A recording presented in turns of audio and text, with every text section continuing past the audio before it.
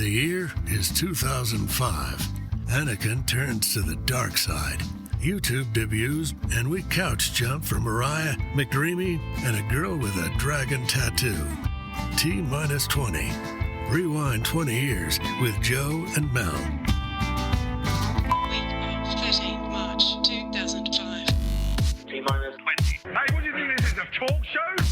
T-minus 20. It's an icebreaker, don't judge me yet. This is bananas. Now you will come home. 20. My question is, who approved that shit? Do you see where this is going? 20. Not really. 20. I just realised that I haven't really thought about how I'm going to get us into the show this week. And if I could turn back time, well, that's what we do.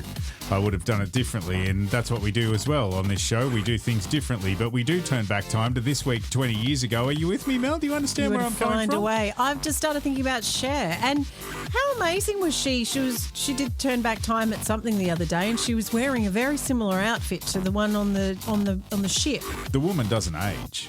It's Incredible. a miracle of modern medical science. This is a podcast called T-minus 20. It's not a Cher or Cher tribute podcast. No, that's exactly but we do right. appreciate We it. cover a lot of topics, and sometimes we go off topic, like we just did then, for example, and it's all okay. And it's That's fine. it's a safe space, and you're welcome into our safe space where we rewind to this week in history, 20 years ago, with your host Joe and Mel. Hello, Mel. Which is 2005.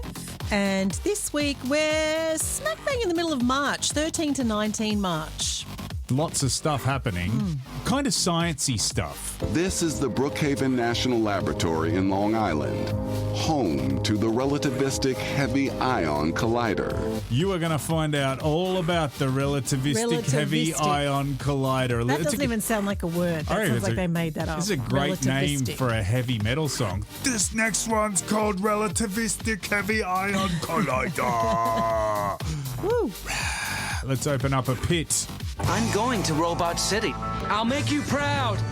Do you remember, this was a massive animated film, had a huge cast, one of the cast, of course, being Robin Williams, and I love Robin Williams acting in a voiceover capacity in an animated film. Do you remember? I have to say. I was working on the kids' show and we gave away movie There you passes go. to it. Yes. We'll have a look at that one at the box office. Speaking of box office, I'm not going to be ambushed by musical theatre, but here you go.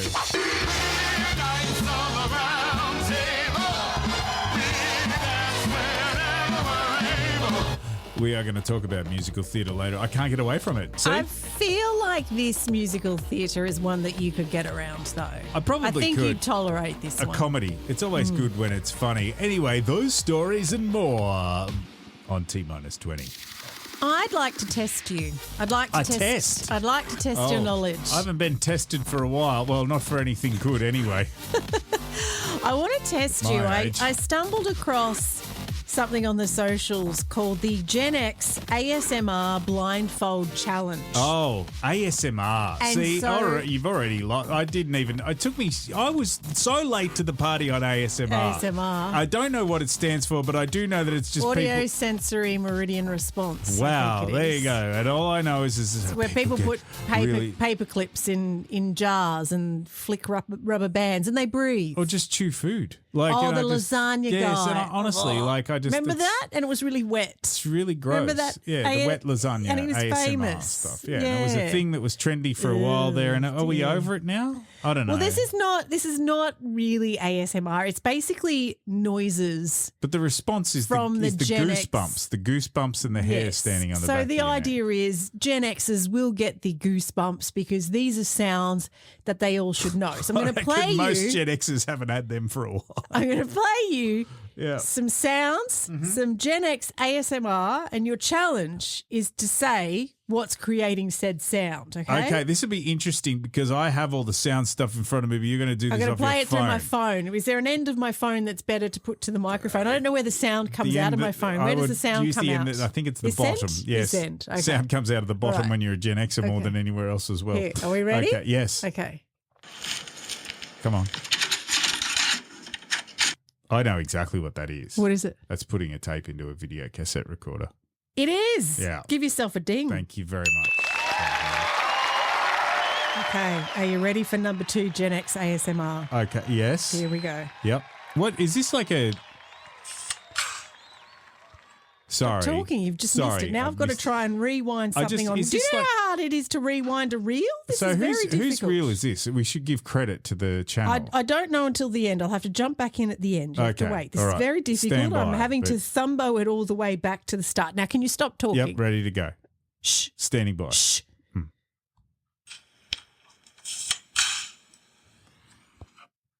Do you want to hear it again? Yes, please. That is. Can I have it one more time? Okay. Give me a hint, just a very tiny hint. I think I know what it is. Give me a hint. Orange, and you look into it. Oh, that's too much of a hint. Oh, what it's is the it? Viewmaster. Yes. You know the thing, and you put the little wheel in, and then you flick it around. Yeah, I that's didn't think the you'd flicking get of the that, thing. so I It's was a being Viewmaster. generous. With Way too generous. I thought I knew what it was, and as soon as you said it was orange, I was like, yep. Okay, ready for the next? Yeah. Okay, here we go. Stop talking. Yes. That's just the TV after midnight. Yes. It's a box TV. See, it's got It's an old the box cathode TV. ray tube television. That's what our son calls the box TV. And basically what happens is like at after about like 12, maybe if you're lucky 1 or 2 in the morning, they'll do a little end of thing message, and then it's just white noise until 5 a.m. or 6 a.m. or whenever the breakfast show TV starts. goes to sleep. Yeah. Okay, I we've know got it. one more. Are you ready? One more. You ready? Oh my gosh, sure.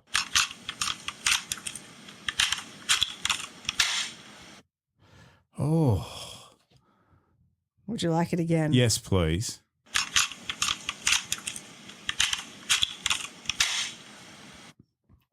Something releases at the end of that. Give me a hint, but this time just a tiny hint. I just need a little bit to fire the neural pathways back up. Do you know what I mean? Like it's because you can almost picture it. Like you close your mind's eye and you picture it. It's like blurry. It's like a pixelated image. Yes. Yes. I don't know what to say without giving it away. Is it a? Ask me a question. Yes. Is it a utensil? Is it a kitchen device? No. Is it an entertainment? Yes. Entertainment device? Yes. Is it loading a Walkman? Yes.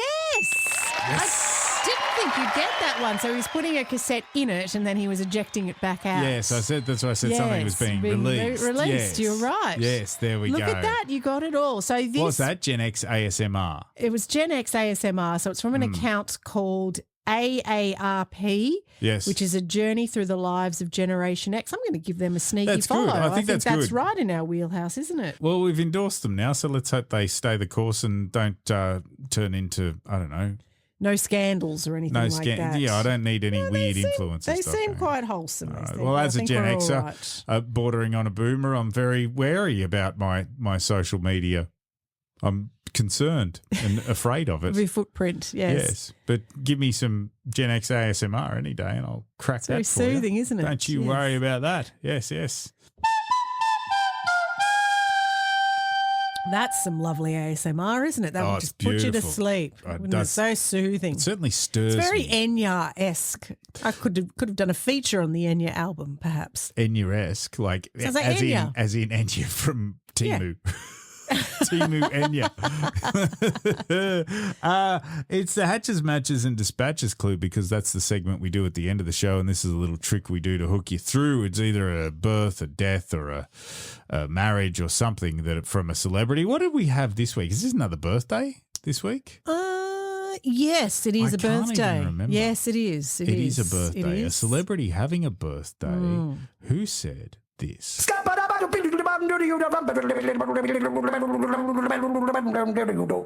That's a. I'm right in the middle of the Mooseheads dance floor. That's a Goodness Walkman me. chewing a cassette tape. Oh, okay. All right. No, it's not, and it's something you'll remember from the 90s. All right, we'll find out who that. That's so easy. It's That's very a gimme easy. that one. Yes, it is. But we've got some interesting information about that, so you want to hear it. Stay tuned for the big reveal with some information that's interesting a bit. Yeah. I think if you are, I don't know, if you just kind of making your way around the house, just doing something, and you've got this on in the background or wherever you are, I guess. But if you have an opportunity to stop, maybe press pause, fix yourself up a cup of tea or whatever beverage of choice. This is a scientific week as far as news goes, and we may not be the best sources for science What do you mean? stuff. I mean, What are you saying? it's a nostalgia / comedy, not very funny, entertaining, whatever podcast. We're not science. But we is that do what you're saying? research, and actually, well, I can tell you right now, I was good at chemistry. Shut up. a lot of research went into this, but you could probably search for the same stuff on the internet. If you get sick of hearing us talking about it, you go and Google it yourself and you'll find what we found. Is that okay? Sure. I mean, sure, that's it fine. won't be as entertaining as this, because this is good, right? Like, Yes. where else are you going to do 80s SMR from somebody else's Instagram? We're just bringing it all together. Okay. We're curating. We're curators of nostalgia. That's right. The nostalgia curators. And on that note, here's Mel with the news. Oh, I'm doing it. You shouldn't really have me doing the science. I'm still confused about 3D printing. Okay, you want me to do it? It just hurts my brain. And this is like 3D printing. This is very It confusing. scared me when it first happened. I thought it was an I'm apocalyptic still event. worried about it. I to be did think it was an honest. I wish apocalyptic they wouldn't event that do was it. about to happen. It's So gonna have a bad impact. there was an ion collider at the Relativistic Heavy Ion Collider Particle Accelerator in Upton in New York. Relativistic. Now, Yeah. that does not feel like a real and there was a world physicist. There was a physicist called Horatio Nastase or Nastas or Nastase, depending on what side of Canberra you live on, who thought that he might have created a black hole. I was like, I might have created And that. I don't know about you, but I've seen that Disney movie when I was a kid about the black hole, and then I did some black hole stuff in science, like just some high level stuff, helicopter Did you make view, one? helicopter view of science when I was doing It was science. in a textbook. Yeah. Okay, good. And I was in high school. It's a bit immature. I might have been drawing on quite a few things in the textbook, if I'm being honest. But it's I knew what black holes were, and to hear that this guy had nearly created one, I was like, why the fuck would you want to do that? That just Yes. sounds like not a good thing to do. Sounds dangerous. Yes. This bloke had Horatio proposed that a theoretical model suggesting that the collisions at the Heavy Ion Collider in early 2005 could have created conditions similar to a black hole, but not the way we kind of think of it. But you need to know, I guess, how all this comes together. We need to get a little bit sort of...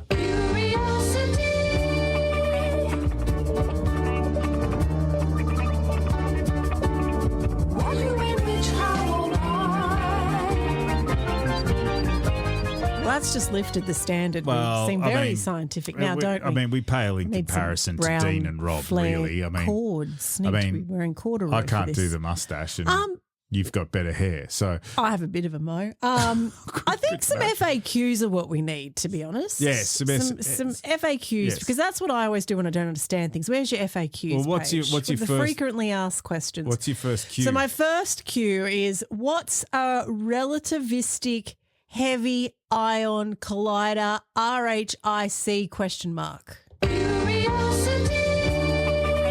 Thank you, Mel. I'm glad you asked. This is the Brookhaven National Laboratory in Long Island, home to the Relativistic Heavy Ion Collider, or RIC for short. Here, they recreate matter that filled the embryonic universe 1/1,000,000th of a second after the Big Bang. In a sense, Rick, it really is a time machine. We're reproducing the conditions that existed in the early universe on the order of 1 microsecond after the Big Bang. RIC fires gold nuclei around a 2.5-mile circular tunnel, 78,000 times a second, almost the speed of light. Then it smashes them together in a giant star detector. Sorry, did somebody say Rick? Hey. Not that. Wrong okay. ring. Wrong ring. Well, as you would have heard, the particle accelerator, right? Yes. That smashes things into each other under extreme conditions to try and simulate conditions like a few seconds before the Big Bang. That's what it is. Okay. All right. What My could possibly go wrong is my question. Nothing. My next FAQ, my Yes. next frequently asked question. How long has the Rick been around? What does it actually do? Thank you, Mel. I'm glad you asked. So it's, I think 2000 is when it was operational, and it was to, as I said before, recreate the conditions of the early universe by producing a state of matter called quark-gluon plasma, which is this super hot, dense soup of fundamental particles that existed microseconds after the Big Bang. Okay, so what it does is it accelerates. It's a big circle, big massive circle, and it accelerates and collides heavy ions, the particles. It spins them around in this big circle. These large, Like the gravitron. Yes. Okay. But Less vomit. Maybe more end of the world stuff. Okay. I'm not sure. Got I think it. I'm probably being a bit sensationalist, and the scientists would be offended by that. But they're heavy ions, these large atomic nuclei stripped of their electrons, and they're often gold. Right? Expensive. Yes, the nuclei are smashed together at nearly the speed of light, right? Reaching temperatures of over, this is a heavy duty, 4 trillion degrees Celsius. That's hotter than the core of the sun. And then that environment breaks down protons and neutrons into the fundamental building blocks, which are the quarks and gluons, and then that forms quark-gluon plasma. And since that plasma has existed just microseconds after the Big Bang, studying that quark-gluon plasma helps scientists understand the conditions that led to the formation of matter in the universe. Yes, you have a question. I have a frequently asked See question. your hands up, I yes. stopped listening halfway through that paragraph. Yep. What is quark-gluon plasma? Thank you, Mel. I'm glad you asked. Quark. Oh, quark. Quark-gluon plasma. Gluon. Gluon. Gluon. Okay. Gluon. No, it's not the dart. Sorry. Yes, quark-gluon plasma. It's a hot and dense state of matter where quarks and gluons, which are the fundamental building blocks of protons and neutrons, are no longer confined within individual particles. And Oblique. instead, they move around in this plasma liquidy-like state, similar to how electrons and nuclei exist freely in an ionized gas, like they kind of just floating around, right? And that is the thing that they believe existed straight after the Big Bang, before they cooled down and then they formed the atoms that make up the universe. So it's something that's in a pre-atom state. The quark-gluon plasma is the thing that happens until it cools down and forms an atom, right? So before they had the collider, scientists theorized that quarks and gluons were confined inside protons and neutrons, which are the things in the atoms, right? But surprisingly, after they did this, they found out that it behaved like a nearly perfect liquid instead of, which means it flowed around with very little viscosity. Oh, I'm surprised. And I have another question. What's the next question? What is jet quenching? Well, thank you, Mel. I'm glad you asked. Jet quenching, and I know we didn't kind of cover this, so I think it's very preempting. intelligent of you to have actually brought that up. You clearly have done more homework than what you're letting on, I think. Jet quenching is when high-energy particles travel through the quark-gluon plasma, and they lose energy due to interacting with the plasma, that's that loss of energy and that interaction with the plasma is what they call jet quenching, and this gives them information when they see the jet quenching and they put those high energy particles through the QGP, that's quark-gluon plasma, that's the acronym, right? And the energy dissipates. That gives them insights into how these quarks and gluons react in extreme positions, or interact, I should say. Yes. What's your question? So, did Rick create a black hole? That is, Mel, thank you. I'm glad you asked, because that is the big question, because that's what everyone was going hysterical about at the start. We're circling back, as That's they say. probably at the top of the FAQs. That's probably the most frequently asked. But I feel like the we're frequently asked building questions. But, you know, we had to get a bit of tension happening. anticipation, so ask tension. It. Yeah, did it create a black hole? And curiosity as well. What's the answer? Well, no. Oh. I know, right? It's a massive disappointment. Right. No, all that. It didn't in the conventional sense. So the collisions, though, they did provide temperatures hotter than those in the core of the sun. That was important. And the plasma behaved like a nearly perfect fluid. It became liquid, but it did not generate what they would call an event horizon or an actual black hole capable of trapping matter or light. Right? Remember what a black hole was? You know, like all matter and light gets sucked into a black hole. Yes. It collapses scary. universes. They're scary It feels like it's things, going to swallow everything around it. Yes. Not fun. So it didn't do that. But what's his name? The guy that actually conducted the experiment, Horatio. I feel like we're on a first name basis. We've come this far.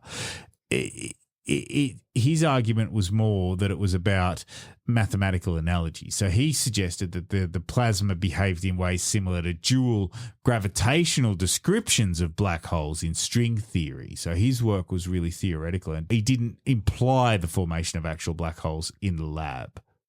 Yes, you've got another. I see your hands up, Mel. That's disappointing. So if it didn't create a black hole, then who gives a shit? Thank you, Mel. I'm glad you asked. Well, Horatio did. He cared. I mean, he did the experiment, and other scientists cared as well. They cared. Oh, I don't think I do. Well, this idea that he had to do this sparked a lot of interest in the broader study of things like gravity and high energy physics and whatnot, and that connected heavy ion physics and string theory and gravitational analogies and all of that stuff, which helps physicists explore ways of understanding extreme states of matter, which probably helps them understand things more about how obviously how the universe was formed, but how to traverse across the universe as well. I might have added that little bit to make it sound more interesting. But the thing is that mainstream physicists and physics really don't support the idea that the Hadron Collider could or the Rick or the other, you know, the other big one, the LHC. Oh, that one from a few years ago. Hadron Collider. And that was just wasn't that just after COVID and everything had gone to poop? And I just thought, do we really want to deal with this Start right now? smashing atoms together. Is this the right time for this? No, no. Everything's stop. under control. Just stop it. Well, that's what they're saying. Like mainstream physics and the physicists behind mainstream physics really don't support the idea that Rick or the other one could create big dangerous black holes. Is it worth the risk, though? Thank you, Mel. I'm glad you asked. I mean, take a look outside. Watch the news. The world's like, we might as well blow it up at this stage. Like, really, you know. Any more questions? No. No? You don't want to know whether or not we could make one right now? Oh, all right. Can we make one right now? Thank you, Bill. I'm glad you asked. They do suggest that they could do it, but they'd be harmless due to something called Hawking radiation, which is this process whereby black holes lose energy and evaporate. So it's like if they turn it off, then it just goes, ooh.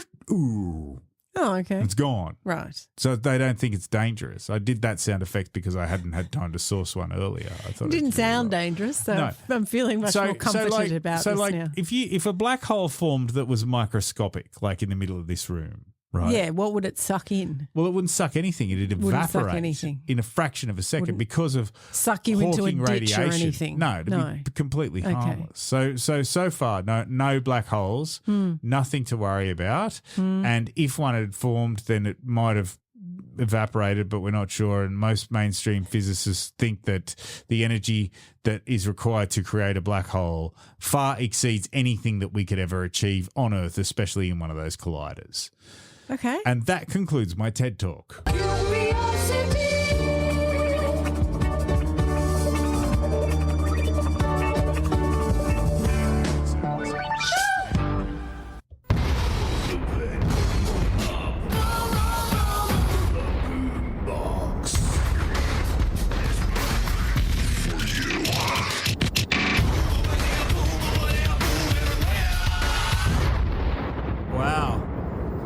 That's probably fitting after all of that sciencing. I felt like I needed a post-coital cigarette after doing all that thinking. However, I'll be happy with opening up the boombox. Now it's time to complain. Yeah, let's instead. open up the boombox. Okay. Let's have some okay boomer type moments as we boomer complaints, millennial complaints, whatever Gen X, you want to call Zennials, them. Yep. Selwennials, whatever you complain. We just call it opening up the boombox. Yes. And we opened up the boombox on the socials. Mm-hmm. We got some great booms. And Did our we? boom this Did week. people boom at us? Yes. Amazing. It's wonderful. Bronwyn boomed at us. Yes. And Bronwyn boomed, how many bloody passwords do you need now? Honestly, it's a joke. I barely remember what day it is. Yes. And then I replied, and I you got in. You got in on it it as set well. off a boom for me too. Did you? And then it was I a was chain like, reaction. And what You're about back to the particle collider now. Your particles it have set off a collided. black hole of booming, and we all got sucked in. And I got sucked in, and I said, well, how about when you forget your password, so then you reset your password and it comes through on the email and you click on the link and you go in and you put your new password in, but your new password is the old password that you forgot, and then it says you can't have the same password again. Oh. Wow. I know. That's and, a lot of booming. And then Bronwyn comes back going, Oh, my God, she boomed back at you. I know. And Mrs. Boom Back Stick. And don't get me started on setting up the streaming channels on your TV. Oh, no, please don't. Ophelia.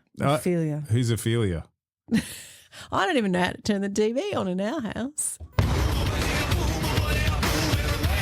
Oh, this segment could go forever, really, couldn't it? Please, if you'd like to put something in our boombox, just message us. Go and find us on the socials, T-20 podcast. You can slide into our DMs. You can slide into our DMs, but I think we're just going to officially open up the boombox once a week over on the stories. Yeah. On the weekend, because I feel like that's when you're ready to complain on the week. Got some time. Complaints have built up over the week. Like Jump into the boombox on the weekend. It's actually a concept for a whole other podcast. Tell us your booms, and it's therapeutic. Actually, I feel good now after bitching about that password thing. I'm still annoyed, but I feel better. Yeah, okay. Problem shared is problem halved. Safe space, absolutely. Or you just blow it up.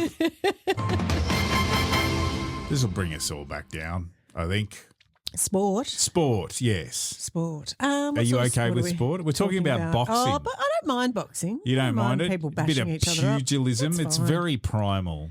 It's Yeah. more scientific than what people think, I think. And unfortunately, boxing, I mean, back in 2005, boxing was great. Boxing now, I mean, like real boxing. Is that what the Paul brothers, one of the Pauls did that, didn't he? With That's what I mean. one of the other guys. It's and just kind of become everyone this was excited. weird and there was just YouTuber nothing. thing. And Yeah. I mean, before they came into it, it wasn't Whenever really the going well. YouTubers take over something, it's like game over. Yeah. There's a little bit of segment overlap there. Right. Sorry. Yes, sorry. But you started down that Sorry, path and I figured we whinging. needed to kind of tie it up. So, Having a bitch. yes. Okay. Well, all right. I'll calm down now because this is when boxing was good. We It had was. a big It was very boxing, good. This is an amazing fight. Big fight on the 19th of March. We had Filipino superstar Manny Pacquiao squaring off against Mexican legend Erik Morales at the MGM Grand in Las Vegas. The MGM Grand. That was there was lots of boxing that happened At the MGM at Grand. the MGM Grand. That's where we stayed on our honeymoon. Isn't that? And Tupac was at a boxing match there, At the and then MGM got before shot. He got shot, yes. Three. This was the first of three. There was three boxing Big matches, boxing trilogy. matches between the three of them, yeah. Builders coming with everything. Good. Coming with everything. A thrilling showdown between two of the sport's most exciting warriors, setting the stage. You know, for a memorable trilogy. coming with everything sounds like Mum packed your bag for school camp. Oh Christ! She packed a VCR. Yeah. Good It's on the her. middle of summer, and I've got ski pants in here, and it's Puffer like it's jacket. because Mum might get cold. Coming with 20 everything. pairs of undies. I don't know. It's just I don't know. It just doesn't say boxing to me. It says overpacked. Let's chat about Manny. So Yeah. by early 2005, he's established himself as one of boxing's rising stars. Yes, he's a fantastic fighter. Burst onto the international scene with a TKO. I think is that total knockout? It's a technical knockout victory. Technical. Oh, So it was basically, the total fight knockout. can't continue. Technical. but Yeah. Over Marco Antonio Barrera in 2003. And then there was a controversial tie against one Manuel Marquez. Come on, you could do better than that. Juan Manuel Marquez, I reckon. That's what I said. Yes, but you didn't sound sure. Sound certain of yourself. Juan Manuel Marquez in 2004. Yes. His aggressive style and devastating left hand made him a fan favourite. And fourth Good on in the featherweight. left. Shout out to the left-handers too. Is that the southpaw? Is that what Oh. is that what a left-hander is? A southpaw? Well, that's so southpaw is the stance with the right hand and the right foot forward. Oh, so then okay. you jab with your right because that's one forward, and then you lead with the left. So southpaw means he's got the devastating left hand. So yes, he is a southpaw.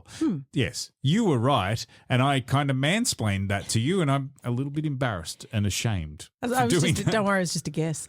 Well, I think you'll find that it's when he puts his right foot forward. God help us all. Sorry. Eric, on the other hand, Yes. Eric, who Manny fought. His nickname was El Terrible. El Terrible, meaning the terrible, which is kind of how I feel right now. Proven champion, 3-division world title holder. Mm-hmm. He'd engaged in legendary battles with Barrera, showcasing his technical skill. Iron chin. Does that mean like if you get Iron punched chin. in the chin, it doesn't bleed? Is that iron It's chin? just some people have got like a glass jaw. You know the saying glass jaw when they basically take a hit to the chin and they out cold. Well, he could take a punch to the chin. He could handle it. Yeah. Right. So, yes, he was determined to bounce back at this match because I think he lost in another fight. So he was ready for it. Yep. High-paced battle from the start, this match that happened 20 years ago. Well, Morales was a lot like Pacquiao's quite svelte. He's not svelte, but he's not as big as what Morales was. Morales was naturally a lot bigger than him, and so he had a lot more size and reach. So he played a more physical role in the fight, I think, and Pacquiao had to be a little bit more technical because obviously when you've got that reach and that height, I'm mansplaining boxing to you again. You know what it is. Big dudes can, big dudes got an advantage. End of story. Carry on. Throughout the middle rounds, Morales demonstrated his ability to absorb the other guy's best shots. Yeah. Pacquiao got in there. He was quick. He's a bit of a scrapper. Yeah. Manny. He had moments of success, particularly with his straight left, but Morales' disciplined boxing and ability to adjust kept him in control for most of the fight. So we get to the 5th round. A clash of heads resulted in a nasty cut. Blood bin for Pacquiao, his right eye. Yes, that becomes very difficult when they box. Claret, is that what they call it? Gushing the claret? Yes, and with the eye, because then the eye swells up so that closes, and then you can't obviously aim your punches as good. But I'm mansplaining boxing to you again, please. Keep going. In the closing moments of the fight, Morales made a bold statement by switching to a southpaw stance in the 12th round. I don't know if that was a smart move for him to do that. His confidence and willing to trade with Pacquiao toe-to-toe until the final bell. We can call this March Madness. Absolutely. There's nowhere else in sport you'll find greater passion, greater intensity, greater courage, greater commitment, greater sheer guts than what these two guys are showing. This is boxing. Dave Moretti and Chuck Jampa all have the same score. 115 to 113 to the winner by unanimous decision. De la Zona Norte, Tijuana, Mexico.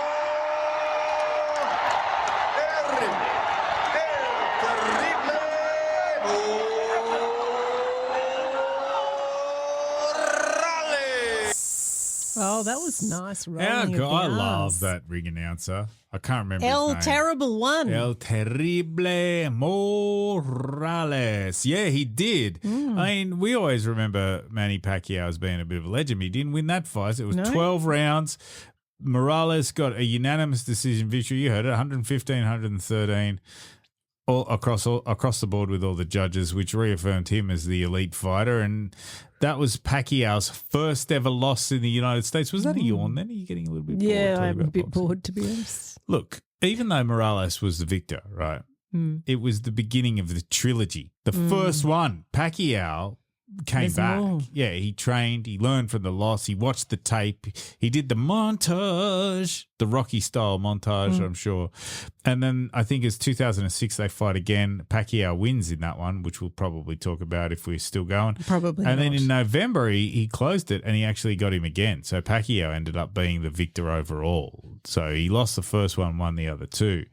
But that was a massive battle, that one. That was a very monumental fight and it goes down in history as being that. Now, Pacquiao these days, he's a politician. I think he said something really controversial recently. I don't want to get into that. But he's a politician now. He's a senator in the Philippines from 2016 to 2022. He ran for president of the Philippines. Didn't win that. No. But he's very influential over there. National hero. Lots of business ventures, lots of charity work, does a few exhibition matches every now and then. Maybe he'll end up fighting one of the Paul brothers. Who knows? And then I think Morales retired in 2012 and then he just works as a trainer and promoter in boxing. Basically, he's a mentor to young fighters and all of that sort of stuff. So there you go. Manny, Erik, the beginning of the trilogy.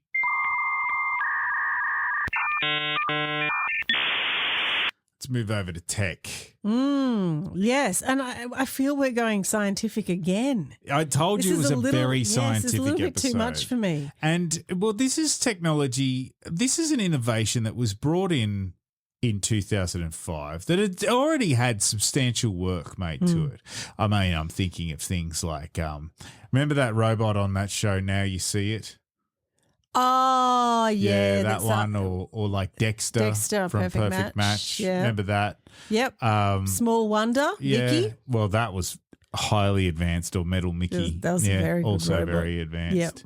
Yep. Yeah. I would have thought that between, these were the visions that we were having of Number robots 5 is and, alive. cybernetics Johnny and whatnot. 5. Way back. No disassemble. These are things that we were having way back in the 80s. We were thinking about, Yes. robots and how they would integrate into our society and benefit us. And we talk about artificial intelligence and all of this stuff these days. And way back in 2005, we had a robot. We had a real robot. We had a not on the real TV. robot. And, Real and one. things were looking up. We were like, oh, my God, we're finally going to get it. The Hitachi Emiew, which stands for Excellent Mobility and Interactive Existence as Workmate. Uh-huh. Human-friendly automation, first introduced this time 20 years ago. It was designed to assist and interact with people in public and business environments, showcasing advanced mobility, communication, and AI. Wow, already AI-driven learning capabilities. Yeah. It was built with a focus on human interaction, so a little bit different from industrial robots. What that do we saw before Hitachi that. make? Do they make Are they like phones? blow dryers? I thought they were phones. Hair dryers? What's Hitachi? I thought it was a phone. Air conditioners?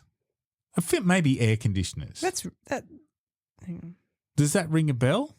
Not really. I thought it was a mobile phone. TVs, fax machines. They make fax maybe machines. TV. Faxes. Fridge, air conditioner. Air conditioning. There you When go. I type it Fridges, into yeah. Google, Yeah.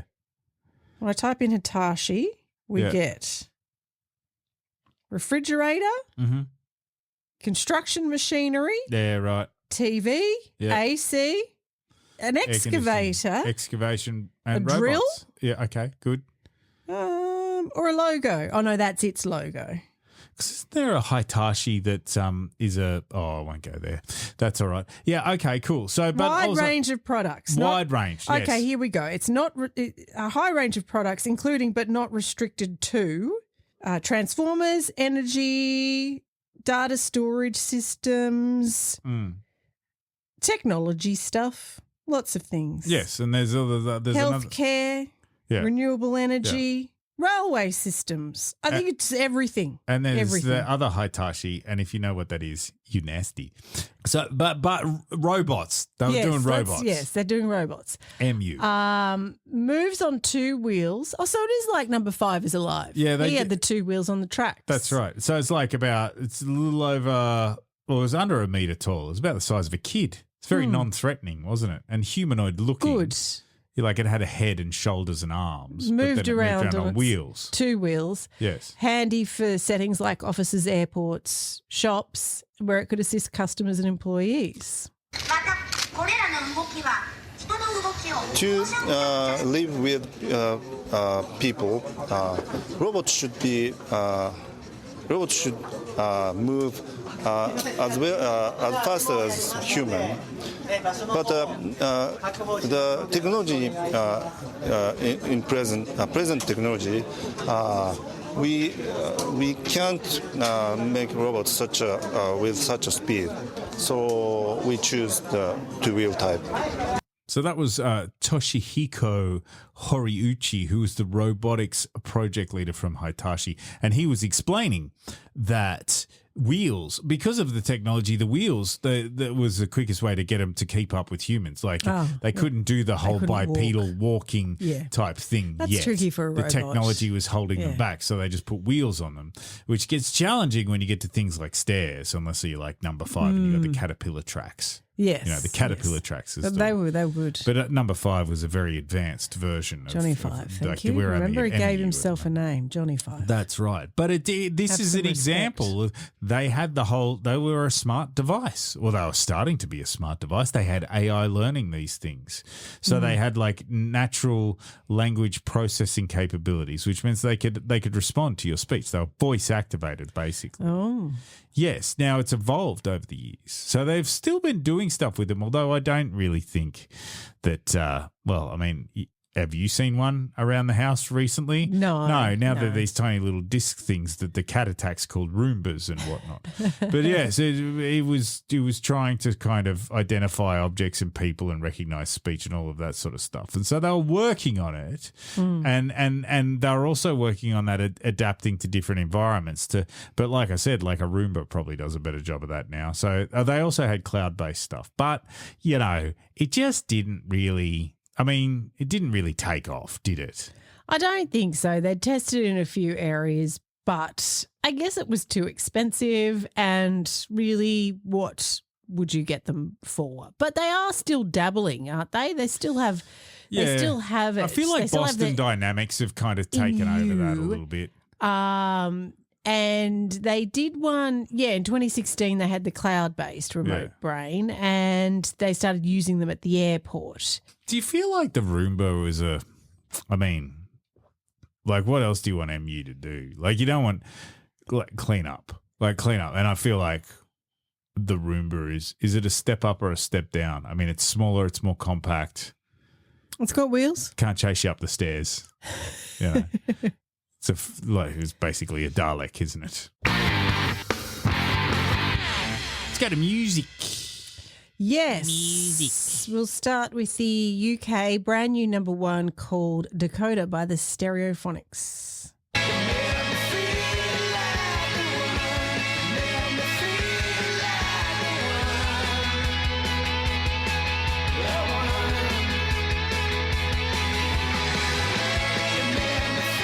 So I was like, that's that song. And I was didn't reading know what it. it I was was. like, what is that song? Because that's like one of the songs where the title I didn't know the doesn't name. necessarily reflect the chorus. You and then play it's that. like, I'm like, and then I know it's like, that I know song. that song. Yeah. So that's 20 years old. And then I'm like, wow, that's 20 years old. I didn't realise it First was been that single long. from so there you their go. fifth Good on you, studio Stereophonics. Very album. big in the Britpop scene. From the 5th studio album, Language, Sex, Violence, Other, with a question mark after the other. Right. Let's what go is the over. other? That's the question. That's why it's got a question mark. All right. It's open to interpretation. Let's go to the US top 5. Why not? Everybody stand up.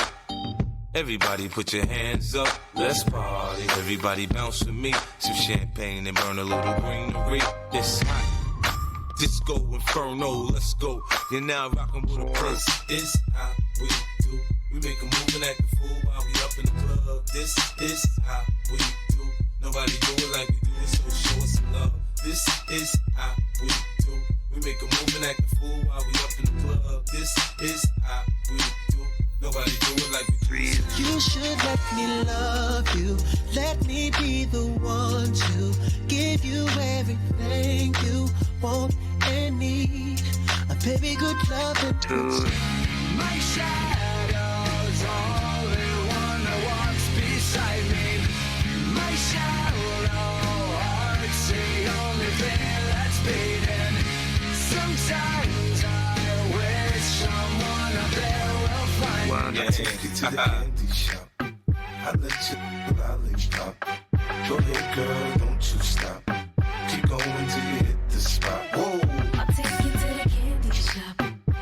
I said why not at the start of that. And the why not would be because it's exactly the same as last week. Yeah, the charts are your exactly why not the same. felt a bit indifferent. Well, why. yes. That's why your why not I'm was indifferent why because Candy Shop number 1, 50 Cent and Olivia.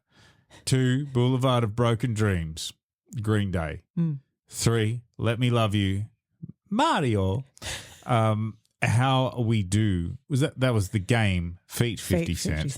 And then Disco Inferno 50 Cent in his own right. This was not the Disco 5. Inferno I was looking for. No, we have certainly established that. Look, it was the Disco Inferno you were looking for. Well, I mean, because you told me to look for it. You told me. I did it under no instruction. Regrets. No regrets. Absolutely not. Thank you. That piano In was fact, impeccable. That little piano bit in it, so good. Thank you. Definitely worth it. So we don't really have any new information, but I have been. No, it's kind of rubbish. It's Keeping an been eye. very rubbish charts this week. I have been keeping an eye on 50 Cent. We spoke last week about the beef with the game and all the he brouhaha did all the songs there, on his album, and then the game dissed him, and they had a bit of basically beef got and, both and barrels. Peanut got shot. Peanut got shot. Poor old Peanut was the loser out of that entire It certainly was. debacle. I wonder how Peanut's going today. I'm not sure. He'd be pretty salty, I reckon. Oh, Dad. Dad.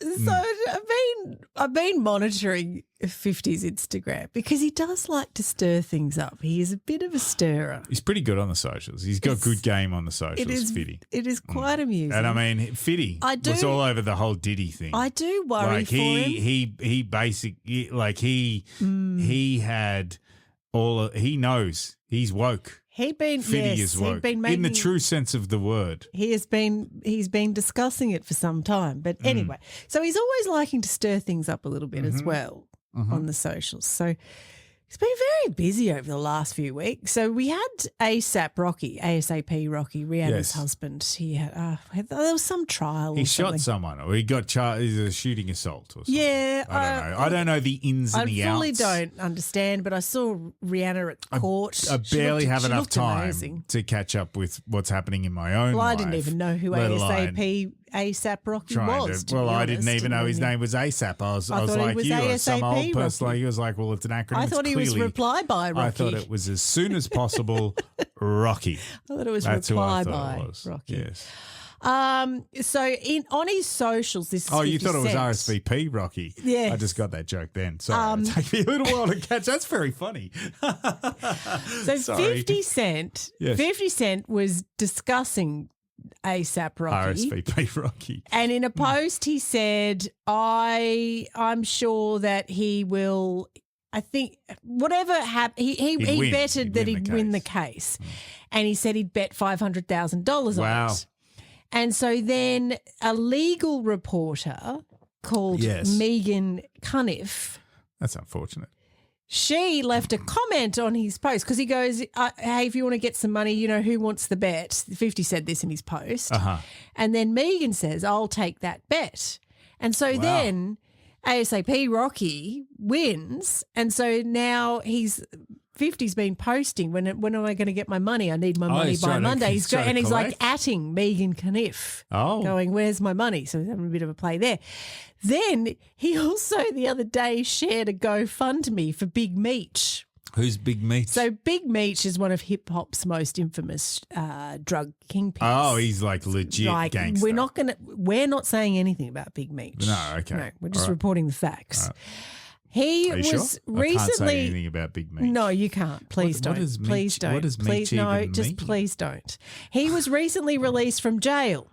Okay. And he was going to do a concert performance with Rick Ross, Lil Baby, 21 Meech. Savage, and a few others. He's a drug kingpin. He's not a performer. I don't know. Both. He's going to do a concert. And then the concert got cancelled. So 50 see if I can Cent. find him on LinkedIn. 50 Cent started a GoFundMe for Big Meech.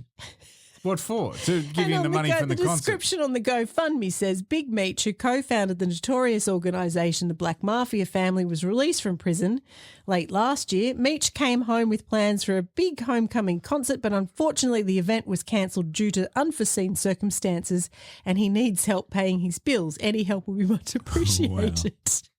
Well, So I don't. Yeah, I probably wouldn't mess with Big Meech. This is the same dude. This is what he does. This is what he does on same Instagram. dude. Didn't he buy sets up GoFundMe's and chases lawyers for money. Didn't he buy every seat?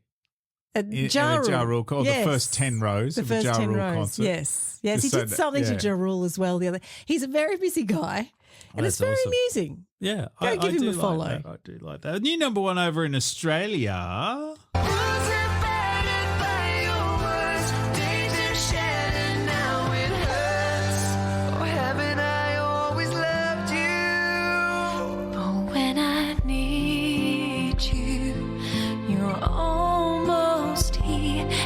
That's enough of that. Almost here.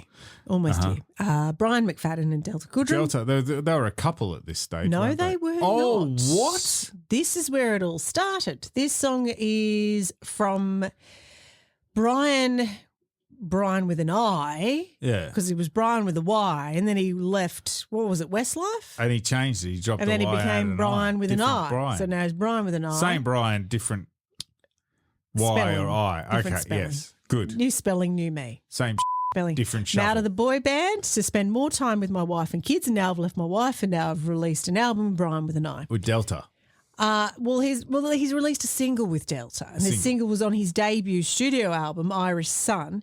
It was also on her second studio album, Mistaken Identity. So they both put it on their albums. Okay. Great. Yep. Fantastic. You got joint custody of the song. Released as a single in the UK on the 31st of January Yes. and here in Australia on the 7th of March. And we obviously liked it so much the next week we put it to number one.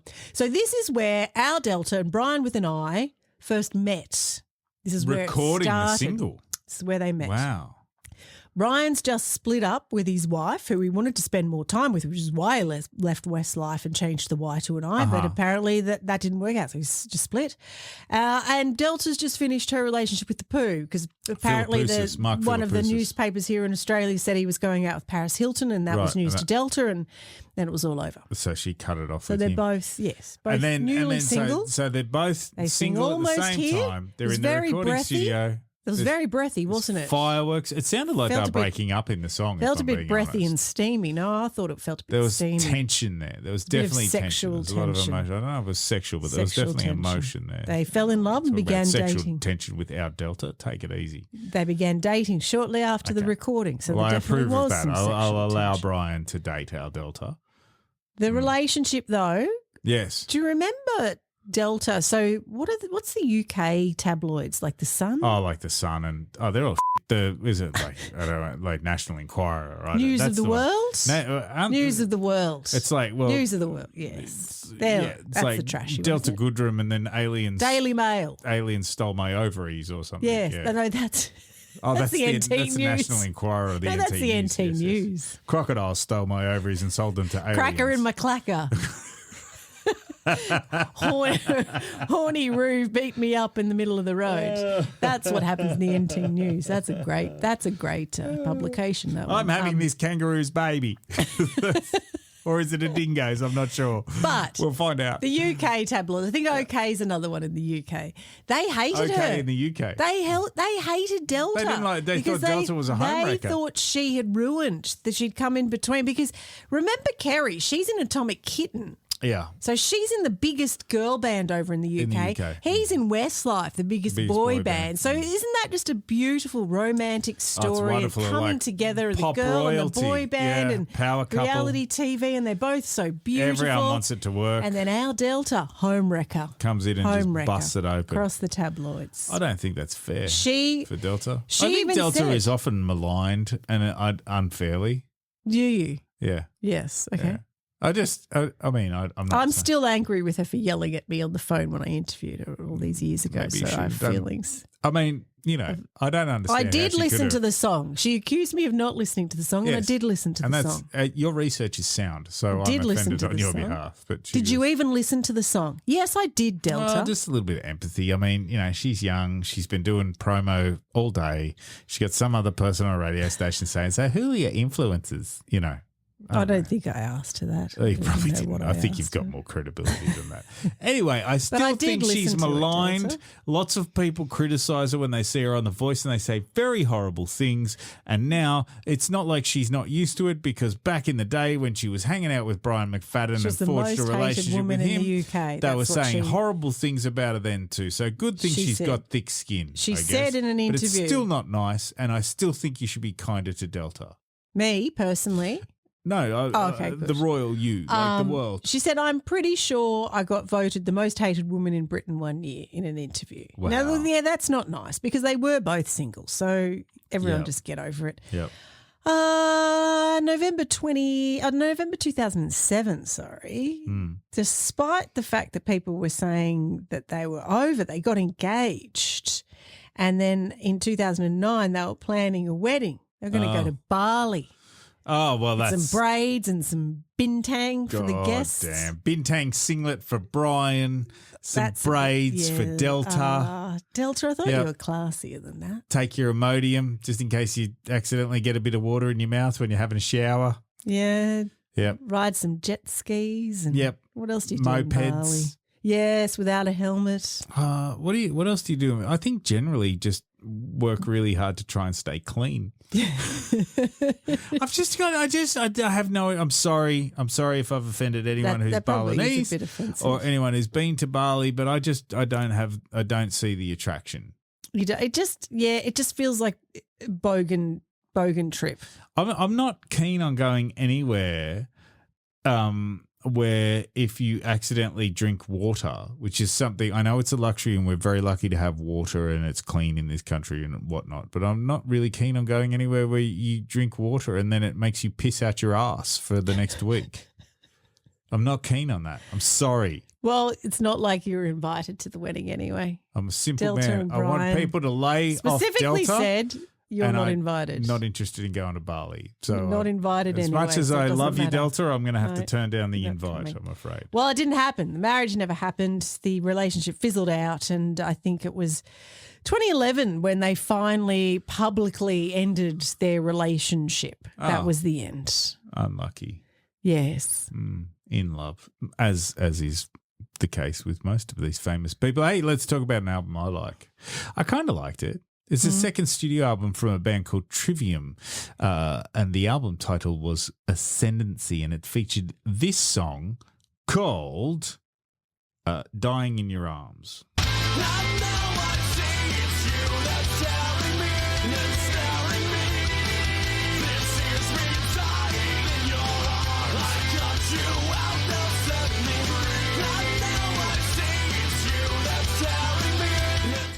I really like Trivium in that when they first made it quite big, they were very young. They were like Silverchair young almost. Oh, really? And they were playing very complex metal and they wore their hearts on their sleeve, and they were very influenced by bands like Metallica and a lot of the thrash bands that I grew up with. So it was really cool seeing a bunch of kids come out and release this is their second album. They're a bit older here. They're probably getting into their 20s and whatnot here. I say whatnot a lot these days, and I feel like that's just a symptom of getting old. That's very boomer, isn't it? Yes. Whatnot.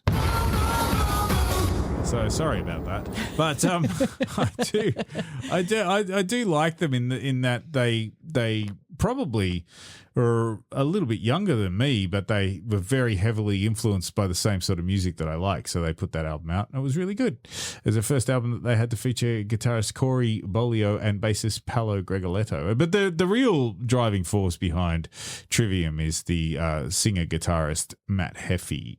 He's fantastic, and he was saying that some of the songs are about a lot of his personal insecurities and social issues and disorders, and he's a really down to earth guy, Matt Heffey. I met them.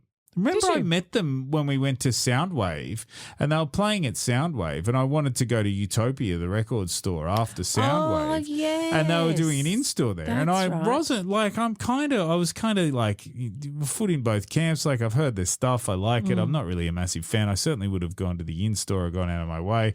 And then I was like, the only way I can get in there was to buy their record and have them sign it. And as I was going through, I was like, look, I haven't heard it yet, but I've heard good things. But they were really nice. Oh, They were good. really Glad nice they didn't guys. take offence. And this one I'd heard, and I'd heard pretty good things as well. So anyway, they put an album out, and good luck to them.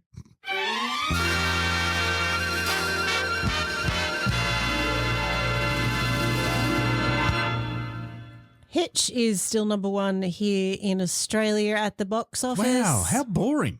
Yeah, 3 we must weeks. have really liked Will Smith. I think, well, everyone liked Will That Smith back in, stage. 2005.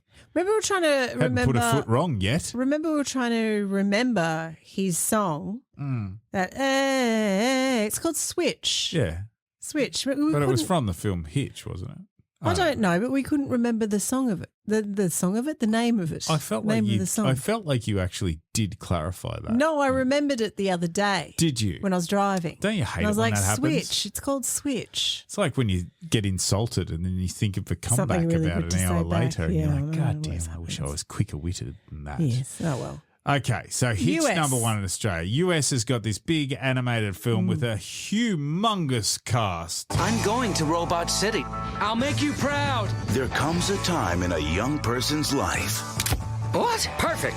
That'll be $50. When he must show everyone. Yeah, loving it, loving it, loving it. I don't want any pictures. Well, that's all right. There's no film in the camera. Would you like to buy maps of the stars' homes? Way to go. Ewan McGregor. Copperbottom. Rodney Copperbottom. Oh, hey everyone. Rodney's here, the Rodster. Halle Berry. That was an accident.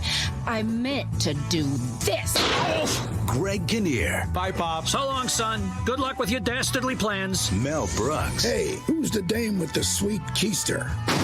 Drew Carey. Oh, man, this is my third oil change today. Amanda Bynes. The name's Piper. Rhymes with Viper. And Robin Williams. I'd smack you if I had a hand. Speak of the devil, here I come.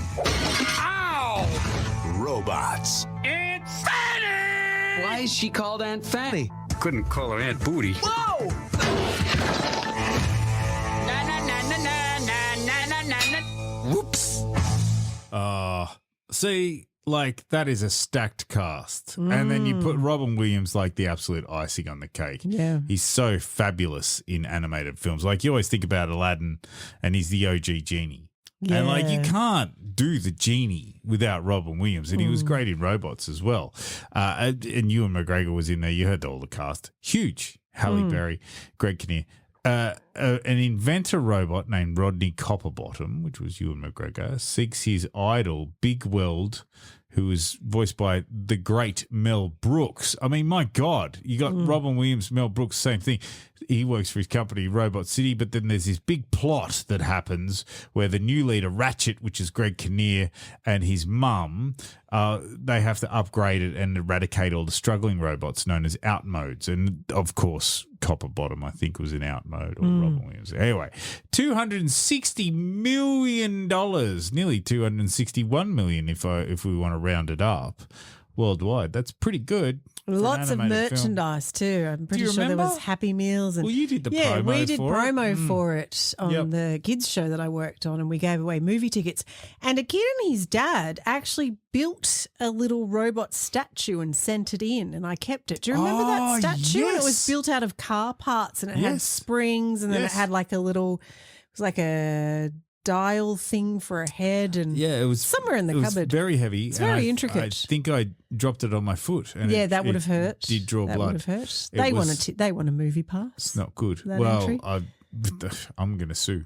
No, that was yes. I do. But I do remember that. it. There was lots of merchandise, and I'm pretty sure there was Happy Meals or Hungry Is Jack's that Meals. that and there was robot lots of that toys. welded together from car parts robot? Is that one of the most elaborate creations that you've had a kid send into a kids show that you? Yeah, usually it's just drawings, and I would never open the envelopes because I'm like, some kids licked this to stick it down. So you get somebody else. No, to, I had gloves. The work experience kid. Did you? I had gloves. I had You didn't like want to rubber touch gloves. The kid lick. The kid glue. lick. God, no. Gross. Yeah. Gross. Yeah, and I didn't okay. like touching the drawings too because I'm like, they've probably drawn this after they've gone to the toilet and haven't washed their hands. And then everything comes full circle and you become a parent and then you take your kid to the kids pool and get in the Yes. water with them. It's payback. It's the So, ultimate payback for wearing gloves you know, when I opened those envelopes. Maybe if you'd have touched the Kidlick envelopes, you'd have a stronger constitution. Yeah, maybe. Yes. I wouldn't get sick so often. And then you could have gone to Delta at Brian's wedding in Bali. I'm not going to be ambushed by musical theatre because I know that we are talking about it, but I knew the ambush was coming, so that doesn't really constitute an ambush. But we do need to go to the theatre, which is something we don't really do very often in the entertainment segment, darling, is go to the theatre. So I'll get dressed up and put my little bow tie on, and I'll get my little monocular, so I can look out with one eye and then make sure that I can find my drink with the other eye, my monocular. Okay. Yeah. Spamalot is a Monty Python musical. It's a good musical theatre. John Duprez and Eric Idle's musical Spamalot opens on Broadway at the Schubert Theatre in New York, and it goes for 1,575 performances, wins 3 Tony Awards. This is the thing that parodies the Arthurian legend, loosely based on Monty Python and the Holy Grail, but I think they sing some songs from Life of Brian and stuff in there as well. Here is Babylon.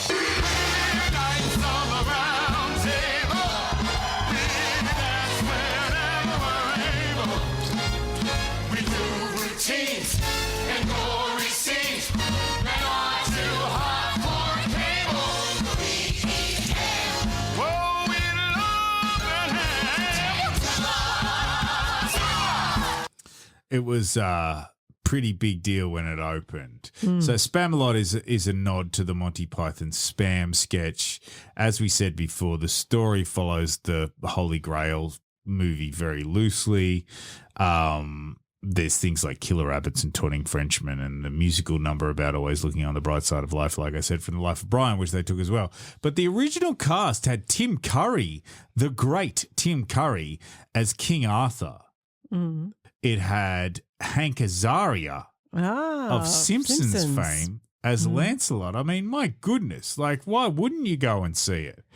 Well, hardcore Monty Python fans felt it was too polished and showbiz oriented, lacking the raw absurdity of the original film. Yes, I could see that. They said it dulled the edgier humour in favour of more traditional Broadway-style musical numbers. Well, Eric Idle, the boss, responded, though, by saying, well, that's the point. We're making fun of Broadway while being a Broadway show, you idiots. Which is a very Monty Python thing to do, and I would argue that it also opens them up to a much bigger audience. Yes. So there was some controversy, though. Yes, in 2013. Indeed. That, like, people not liking it was not the only controversy. And when we say not like it, I mean, don't forget 3 Tony Awards, 1,575 performances. People were showing up. You don't do that many performances if people don't buy tickets to come and see what you do. Correct. But the controversy was Monty Python member Mark Forstater. Yes. Who was a producer on Monty Python and the Holy Grail, sued the group over royalties from Spamalot. He argued that he was owed a larger share of the profit since the show was based directly on the film he helped produce. Case goes to court. He wins, leading to an £800,000 payout from the remaining Pythons, which led to financial issues for them, ultimately pushing them to reunite for their 2014 That's One right. Down, 5 to Go live show in order to pay the legal costs. Bills. So the only reason they reformed was to cover their to lawyer. pay their bills. Which, again, is a very Monty Python thing to do. Okie dokie. Video games. There was a video game released this week. There was, and the intro is very apt because it's the retro Atari classics on Nintendo DS. This is because the Nintendo DS was only launched very recently. Isn't that Well, it only just interesting? came to Australia. It was launched end of last year over. And you're a few months in and you're already doing the retro game thing? See, this doesn't... I don't Because know. it's the older people that are using it. So they want to play the older games that people they were... games Yeah, that all right. they played at the fish and chip shop or waiting for their $2 Well, this chips. was all the Atari games, so I remember these because there was a few months when I was a kid that somebody lent my dad their Atari console, which was then hooked into our TV. Lent and it to your dad. We had an Atari 2600 in the house for I don't know. It felt like longer than probably what it was. Why would someone lend their Atari to your dad? Or maybe they were going away or something and they lent it So can to you us look and after it got while to we go play away? it. We got to play it. We had the game. That's just weird. It was wonderful though. Yeah, like but how wonderful as a kid. I was would it? not lend my Atari to your dad. Why not? Because He'd look after it. He wouldn't even touch it.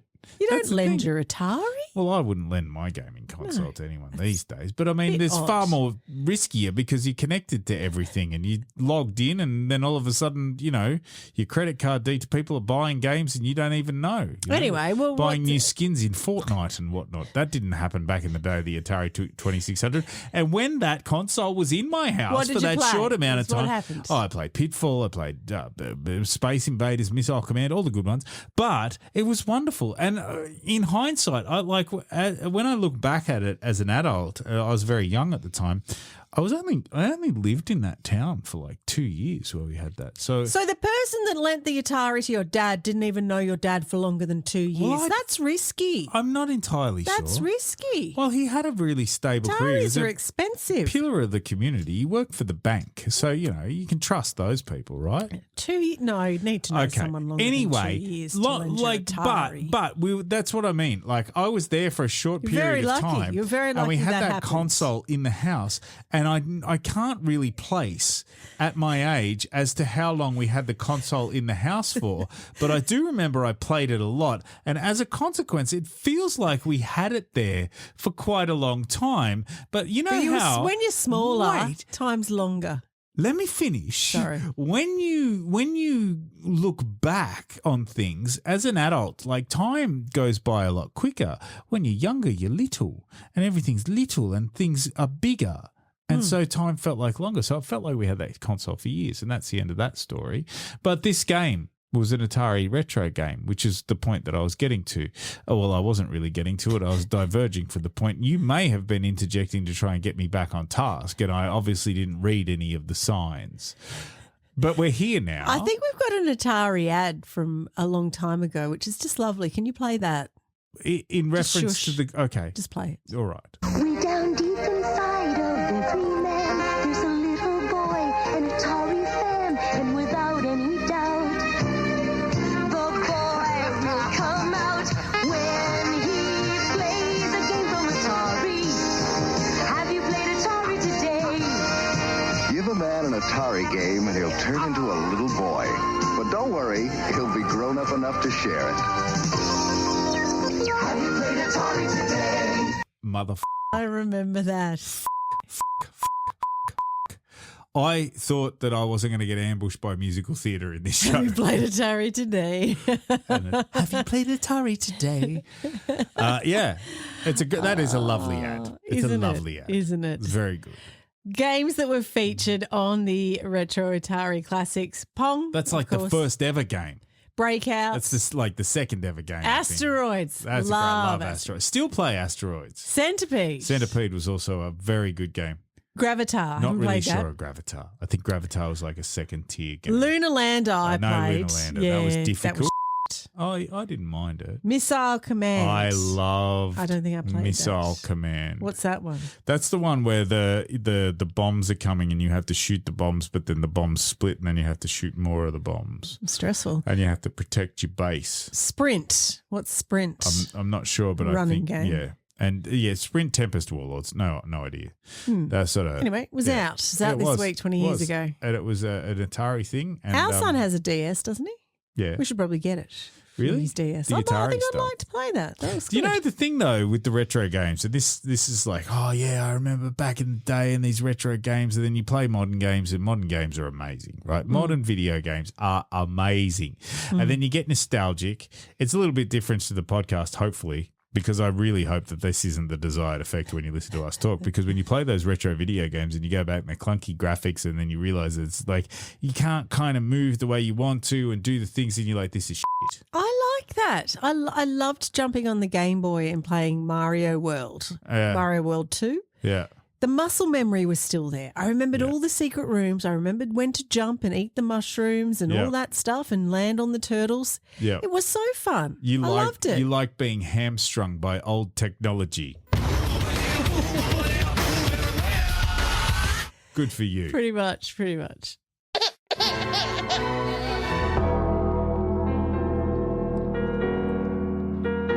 Oh, I knew we'd get here eventually. Yes. Kind of meandered. We did meander a little bit. But how many people would have heard that clue at the start and thought, I have no idea who that birthday is. I am going to listen to all of this science, all of this other musical theatre stuff. I'm going to feed my brain. I'm going to sit here and put up with it all just to find out who that was. Well, if I get all of that stuff, it might boost my IQ, and something might happen. I might actually find out who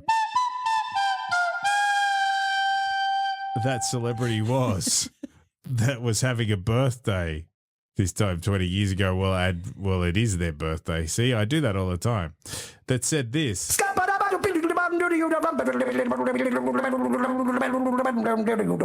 bugger me. I wonder who that was. If you said Scatman John, the Scatman, you would be correct. John Paul Larkin. I do have to apologise to John Paul Larkin because... Why is that? I do remember this coming on at Mooseheads, and it was one that used to come on probably... I'm going to say around 2:30 in the morning. So towards the end of the night, but not quite the end of the night. It wasn't like, when the lights come on and you're like, oh, God, see you later. Those were the days. Remember being out at 2:30? No, it was usually about 3 or 4 that you left Mooseheads. So 2:30 is not quite closing time. But that's not night over either. That's like it's not. Get a but pizza that would always kick come on, and I'd always leave the dance floor because I just had a problem with Scatman. But I like it now. Do you? I do. You're a scat. Oh, be careful how you phrase that. Yeah, because there's like scat, which is like the whole that, and then there's the other scat. Yes, which is what the neighbour's cats leave in. I didn't know about that until you explained it. No, to me. it's what the neighbour's cats leave in my goddamn yard all the time. I think I used Scatman John in an assignment at uni. Really? I did actually. I played a clip of Scatman John. And I don't know graduated. what the assignment was. Yeah, I passed. Oh, good. Passed. Everyone enjoyed it. His birthday is on the 13th of March. He started out as a jazz pianist and vocalist for several decades. Didn't really go anywhere. It was a bit of hardship. He was, doing a few gigs here and there, but not really breaking through at all. It's like a busker, basically, right? Yeah. Yeah, pretty much. And when he was a kid, he struggled with a really severe stutter. Oh. And he used scat singing as a way to turn his speech impediment into an asset. Well, that is very impressive. So he's playing piano, he's scatting around, nothing much happening. So he moves to Germany in the early 90s. They're big into scat in Germany. And producers convinced him to mix his scat singing with dance music. Oh, dance music. Oh, yes, this. I'm the scat man. Why should we be pleasing any politician reasons who would try to cheat the seasons if they could? The state of the condition insults my intuition and it only makes me crazy and a heart like wood. Everybody stutters one way or the other, so check out my message to you. As a matter of fact, don't let nothing hold you back. If the scat man can do it, brother, so can you. I'm the scat man. Oh, that song is, I just listened to the lyrics. Now, I didn't realise. Yes. It's all about getting over stuttering. Yes. Yeah. Isn't that lovely? It is. It's got a nice That message is very behind German too, isn't it? That dance. That Scat? dance. Yes. No, the dance music. The dance music in the background. Techno Viking. If our listener from Hesse is listening, is that tell us about it. What it was like over there in Germany in the early 90s, Scatman John. Scatting away. He recorded 5 albums released between 86 and 2002, but the one you played there, Scatman, massive hit. Good job. Released That's in 94. the only one that I know. Oh, Scatman's World. Scatman's World was on like Hit Machine 14. It's in the shed. Oh, good. Welcome to Scatman's World. Yeah. Okay. It's pretty similar. Similar. Outside of his musical activities, he established the Scatland Foundation with the purpose of furthering research of and educating the public on stuttering. Oh, good, because there was research on scat. I mean, well, that's important too, but I'm glad that he went that way. He was a recipient of the American good. Speech Language Hearing Association's award for outstanding service to the stuttering community. Yes. And a posthumous inductee into the National Stuttering Association Hall of Fame. Posthumous? Yes. Oh, he died. He died. When did he die? He died at home in LA. He had lung cancer. Oh. And he released his third and final album, Take Your Time, and then shortly after went into intensive treatment. That's not a good album title when you've got a terminal illness. Take Your Time. Died really? at home in 1999 at the age of 57. R.I.P. Bada Bada Bo. Only 57. Yeah. You know what's funny is like he's 57 and like obviously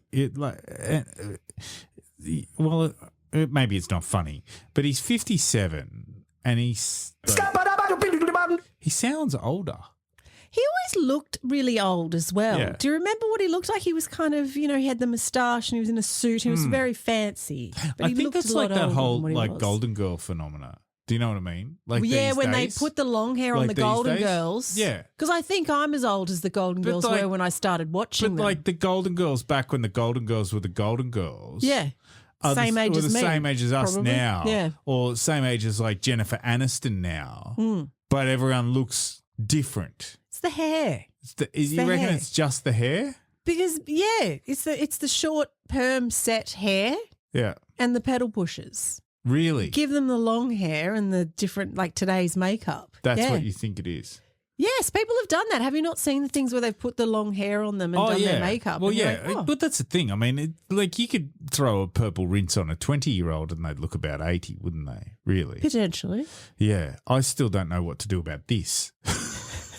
Do you know what I'm saying? Get a B. Arthur. I don't know what to do. I can't even, let's not get into that. Let's just say that we've reached the end of the show. Yes. and not make it a therapy session. And maybe we'll continue it next week if you will have us. That'd be Yes. really nice. Okay. We love your support. We really do. It means the world to us. Having subscribers is like the air that we breathe. And without those subscribers, without you listening, this podcast receives no air and it dies. It dies, much like Scatman John.